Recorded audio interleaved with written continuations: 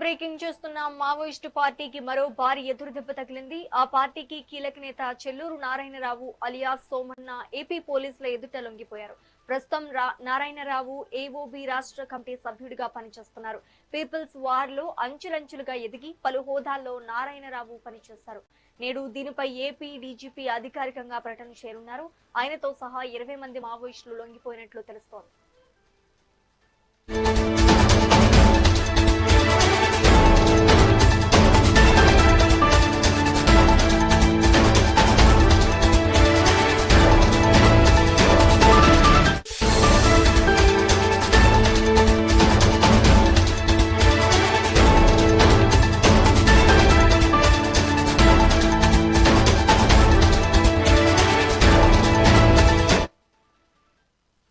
Maoist పార్టీకి మరో భారీ ఎదురుదెబ్బ తగిలింది. ఆ పార్టీకి కీలక నేత చెల్లూరు నారాయణరావు అలియాస్ సోమన్న ఏపీ పోలీసుల ఎదుట లొంగిపోయారు.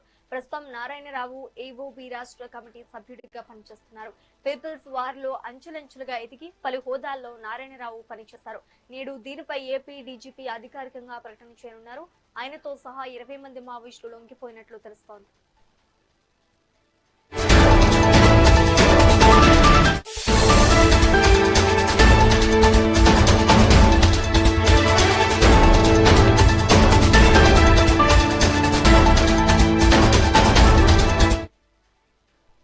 మావోయిస్టు పార్టీకి మరో భారీ ఎదురుదెబ్బ తగిలింది. ఆ పార్టీ కీలక నేత చెల్లూరు నారాయణరావు అలియాస్ సోమన్న ఏపీ పోలీసులు ఎదుట లొంగిపోయారు. ప్రస్తుతం నారాయణరావు ఏఓబి రాష్ట్ర కమిటీ సభ్యుడిగా పనిచేస్తున్నారు. పీపుల్స్ వార్ లో అంచెలంచెలుగా ఎదిగి పలు హోదాల్లో నారాయణరావు పనిచేస్తారు.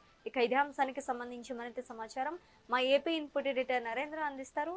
నరేంద్ర, చెప్పండి. ఆంధ్రప్రదేశ్ లో మావోయిస్టులకి పెద్ద ఎదురు దెబ్బ తగిందని చెప్పుకోవచ్చు. ఒక పక్క కేంద్ర ప్రభుత్వం ఏదైతే దీనికి సంబంధించి డెడ్ లైన్ ఇచ్చిందో దానికి తగిన విధంగానే అన్ని రాష్ట్రాల్లో పోలీస్ యంత్రాంగం అంతా కూడా అప్రమత్తమై పనిచేస్తున్నటువంటి నేపథ్యంలో చాలా రాష్ట్రాల్లో మావోయిస్టు అగ్రనేతలంతా కూడా లొంగిపోతూ ఉన్నారు. తాజాగా ఆంధ్రప్రదేశ్ లో కూడా మావోయిస్టు అగ్రనాయకులు ఒక్కొక్కరుగా ఇటు పోలీసుల ముందు లొంగిపోతున్నటువంటి పరిస్థితి కనిపిస్తుంది. తాజాగా కేంద్ర కమిటీ సభ్యులు చెల్లూరి నారాయణరావు కూడా ఇటు ఆంధ్రప్రదేశ్ డీజీపీ ముందు కొద్దిసేపటి క్రితం లొంగిపోయినట్లు మనకైతే కొంత సమాచారం ఉంది. దానికి సంబంధించి ఆయన మీడియా సమావేశాన్ని కూడా ఏర్పాటు చేయబోతున్నారు. కాసేపట్లో ఎవరెవరు ఇటు డీజీపీ ముందు లొంగిపోయారు, వాళ్ళ సభ్యులు ఎవరు, వాళ్ళ దగ్గర నుంచి ఎలాంటి ఆయుధాలను స్వాధీనం చేసుకున్నారు, దీనికోసం వాళ్ళ టీం ఏ విధంగా పనిచేస్తుంది ఏంటనే దానికి సంబంధించి కూడా పూర్తి స్థాయిలో సమాచారాన్ని ఇటు మీడియాకి వివరించేటువంటి అవకాశం కనిపిస్తుంది. వారి దగ్గర పెద్ద ఎత్తున ఆయుధాలను కూడా ఇటు పోలీసులు స్వాధీనం చేసుకున్నారు. వాళ్ళ దగ్గర నుంచి స్వాధీనం చేసుకున్నటువంటి ఆయుధాలను కూడా ఇక్కడ మీడియా ముందు పెట్టడం జరిగింది. దగ్గర 19కి పైగా ఏదైతే దీనికి సంబంధించినటువంటి అధునాతన ఆయుధాలను కూడా వాళ్ళ దగ్గర నుంచి స్వాధీనం చేసుకున్నారు. దాంతో పాటు గ్రానైట్స్ కానీ అదేవిధంగా దీనికి సంబంధించినటువంటి పెద్ద ఎత్తున వైరింగ్ కానీ అదేవిధంగా ఈ బుల్లెట్స్ ఇవన్నీ క్యారీ చేసేటువంటి బ్యాగ్స్ ఇలాంటి వాటి కూడా వాళ్ళ దగ్గర నుంచి స్వాధీనం చేసుకోవడం, దాంతో పాటు పెద్ద ఎత్తున బుల్లెట్స్ కూడా స్వాధీనం చేసుకున్నారు. మొత్తంగా ఏదైతే చెల్లూరు నారాయణరావుతో పాటు మరికొంతమంది మావోయిస్టులు వాళ్ళ సభ్యులు ఎవరైతే ఉన్నారో వాళ్ళంతా కూడా లొంగిపోయినట్లు తెలుస్తుంది. వారికి సంబంధించి పూర్తి స్థాయిలో కూడా మరి కాసేపట్లో మనకి సమాచారం అనేటువంటి అవకాశం కనిపిస్తుంది. Right, thank you for the update Narendra.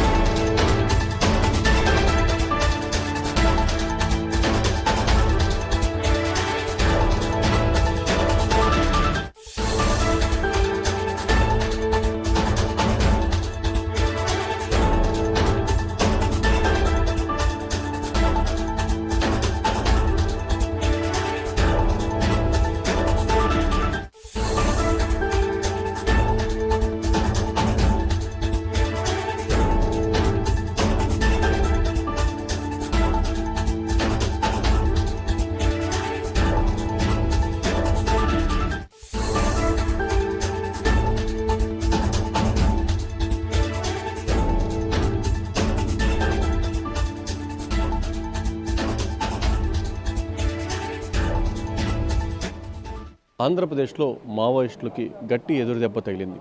కేంద్ర కమిటీ సభ్యులు చెల్లూరి నారాయణరావు కొద్దిసేపటి క్రితమే ఆంధ్రప్రదేశ్ డీజీపీ ముందు లొంగిపోయినట్లు మనకైతే కొంత సమాచారం ఉంది.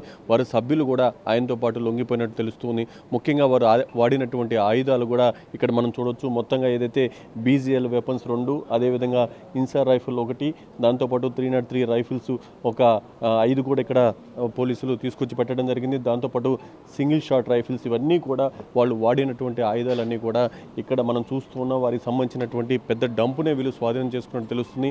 మొత్తంగా అసలు ఇంత సడన్గా మావోయిస్టులు ఇంత పెద్ద ఎత్తున పోలీసుల ముందు లొంగిపోయినటువంటి తీరును మనం చూస్తూ ఉంటే ఎక్కడా కూడా సమాచారం బయటకు రాలేదు. పూర్తిగా ఏదైతే మావోయిస్టులు కూడా భారతదేశంలో పూర్తిగా మావోయిస్టు రహిత దేశంగా తీర్చిదిద్దుతామంటూ కేంద్ర ప్రభుత్వం ముందుకు వెళ్తున్నటువంటి నేపథ్యంలో దానికి తగిన విధంగానే అన్ని రాష్ట్రాల్లో కూడా మావోయిస్టులు లొంగిపోతూ ఉన్నారు. దానికి తగిన విధంగా అక్కడున్నటువంటి యంత్రాంగం కూడా పనిచేస్తూ ఉంది. దానిలో భాగంగా ఇతర రాష్ట్రాల్లో కూడా కొంతమంది ప్రముఖ మావోయిస్టు నాయకులు ఎవరైతే ఉన్నారో వాళ్ళంతా కూడా లొంగిపోతున్నటువంటి నేపథ్యంలో ఇక్కడ ఆంధ్రప్రదేశ్లో కూడా కేంద్ర కమిటీ సభ్యులు డీజీపీ ముందు లొంగిపోయినట్లుగా మనకైతే కొంత సమాచారం ఉంది. మరి కాసేపట్లో దీనికి సంబంధించి ఆంధ్రప్రదేశ్ డీజీపీ మీడియా సమావేశం ఏర్పాటు చేసి ఆ సమావేశంలో ఎవరెవరు లొంగిపోయారు, వారి దగ్గర నుంచి ఎలాంటి ఆయుధాలను స్వాధీనం చేసుకున్నారు, దానికోసం వాళ్ళ టీం అంతా కూడా ఏ విధంగా పనిచేసింది ఏంటనే దానికి సంబంధించి కూడా పూర్తి సమాచారాన్ని వెల్లడించేటువంటి అవకాశం ఉంది. మొత్తంగా ఆంధ్రప్రదేశ్లో ఇటు మావోయిస్టులని పూర్తి స్థాయిలో ఏదైతే లొంగిపోయే విధంగా మావోయిస్టులంతా కూడా జనజీవనంలోకి వచ్చే విధంగా ఏ విధంగా చేయాలో ఆ విధంగా ఇక్కడ ఉన్నటువంటి అధికార యంత్రాంగం అంతా కూడా ముందుకు వెళ్తుంది. మరొక పక్క కేంద్ర ప్రభుత్వం విధించినటువంటి డెడ్ లైన్ కూడా దగ్గర పడుతున్నటువంటి నేపథ్యంలో మావోయిస్టులు కూడా అడవులు వీడి బయటకు వస్తున్నటువంటి పరిస్థితి చాలా స్పష్టంగా కనిపిస్తుంది.